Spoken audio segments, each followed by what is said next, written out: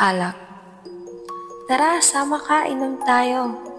Laging sinasabi ng mga tao para takasan ng gulo sa mapanakit kong mundo. Papakalmahin ito ang nag-iinit mong ulo, pero hindi ang puso mong patuloy ang pagdugo. Alak nga ba ang sagot sa nakatagong lungkot? Oo, aalisin nito ang sakit, pero hindi ang mga sugat, dahil ang mga pilat ang matuturo sa iyong buksan ang natutulog na isipan. Makinig ka, aking kapatid. Palawakin ang utak mong makitid. Alak ang inumin para maging manhin.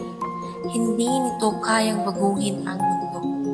Para matanggap ka ng mga tao, hindi kailangan sumabay sa uso para maging masaya ang iyong puso. Huminto ka na sa pagluha. Linisin ang mga mata.